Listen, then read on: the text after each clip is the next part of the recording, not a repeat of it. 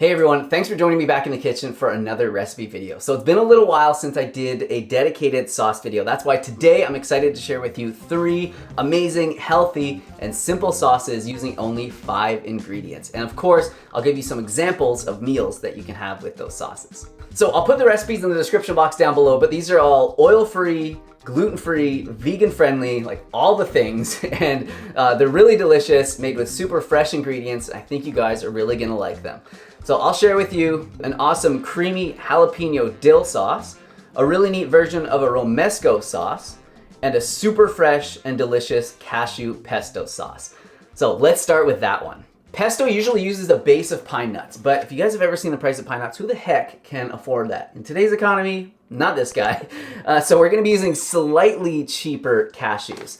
So you wanna start by soaking about 1/2 cup, maybe a little bit more of cashews in warm water for about 20 to 25 minutes. These are all blended sauces, so you do need a blender for these. So once the cashews are all soaked, you wanna discard that water and then add them to the blender. Next, we're gonna add about 1 cup or 25 grams or so of fresh basil, the juice of a whole lemon,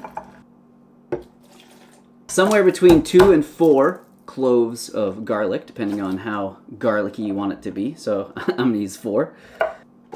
2 tablespoons of nutritional yeast. So that's 5 ingredients, and I kind of lied in the title because I'm gonna add a couple other things: water, salt, and pepper, but come on, that doesn't really count. 1/4 cup of water, a pinch of salt, and a pinch of pepper. And then just blend it until it's smooth.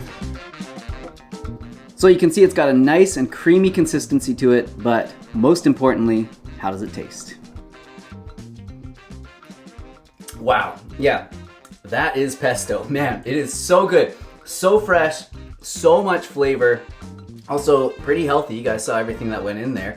So you can imagine this would be absolutely incredible with some pasta. It'd be good on a stir fry. It'd be really good as a salad dressing. But what I've been absolutely love having it with lately is my tofu scramble brunch that I make on the weekends. It just adds such a nice, fresh little zip of flavor to an otherwise pretty rich dish.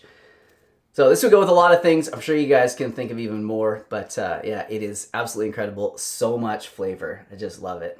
All right, so this next one is probably my favorite sauce from this video. One of my favorite sauces I've ever made. It is so packed full of flavor, and it is my take on a Romesco sauce. So not to be confused with Romanesco, which is one of those like psychedelic, twisty looking cauliflower things. No, it's a Romesco sauce. Comes from Spain, and traditionally it's made with like fire roasted tomatoes, some garlic, almonds. Sometimes they use like breadcrumbs to thicken it, but I'm gonna put my own spin on it. So the first thing we've gotta do is to roast some tomatoes and actually red peppers, which I think mine are done. Let me just check. Oh yeah. Once they start to blacken like this, you know that they are ready. So how I made these was preheat the oven to 450 degrees, and then I just halved about 25 cherry tomatoes and 1.5 red bell peppers.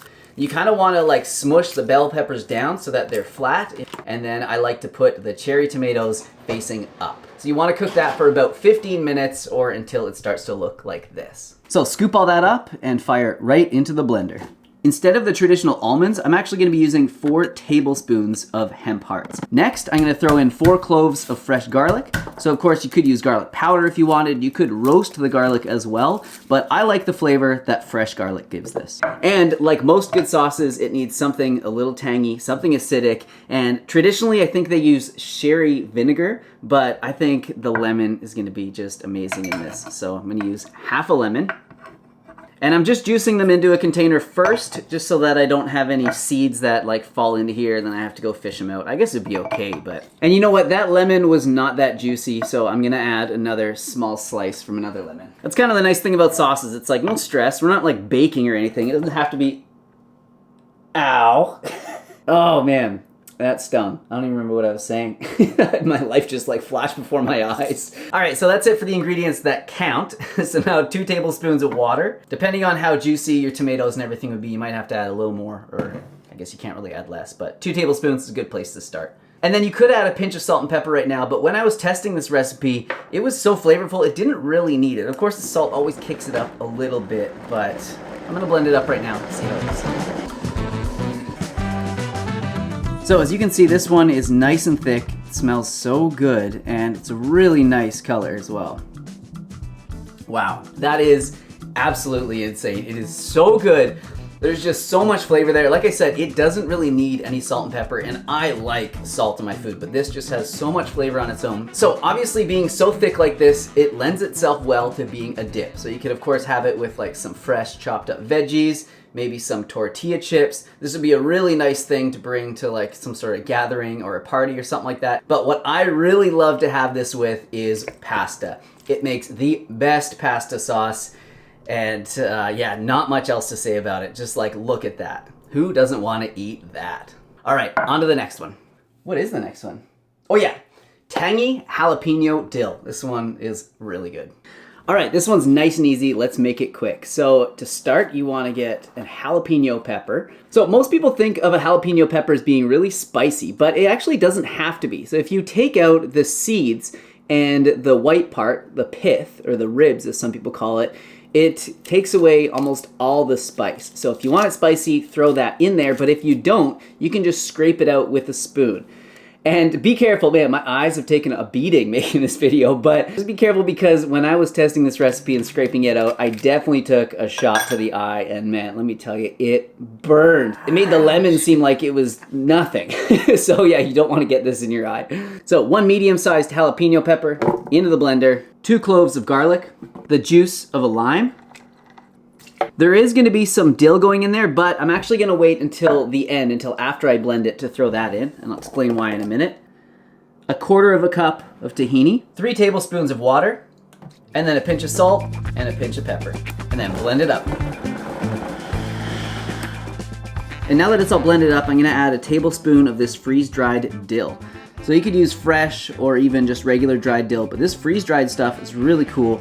It retains a lot of the color and all the flavor, and yeah, it won't go bad like fresh dill always does on me. So this one's nice and creamy as well, not quite as thick as the other sauces, and I just love how that dill looks in here. So that's why I don't blend it up with the dill in there, because I like how it looks, you know, when you can actually see the pieces of dill.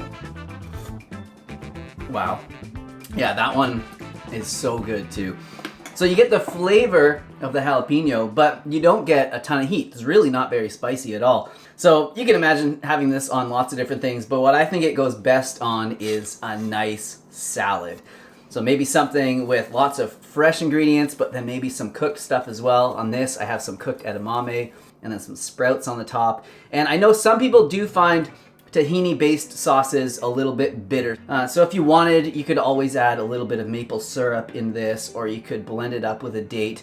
But what I like to do, especially with a sauce that's a little bit more bitter like this one, is to actually like chop up dates or throw in some raisins or something like that into my salad, and then have the dressing on top, and just like all comes together so well. All right, I guess that's it for this video. Thank you all so much for watching it to the end. I hope that you enjoy the sauce recipes, and I hope they make your healthy meals taste even better.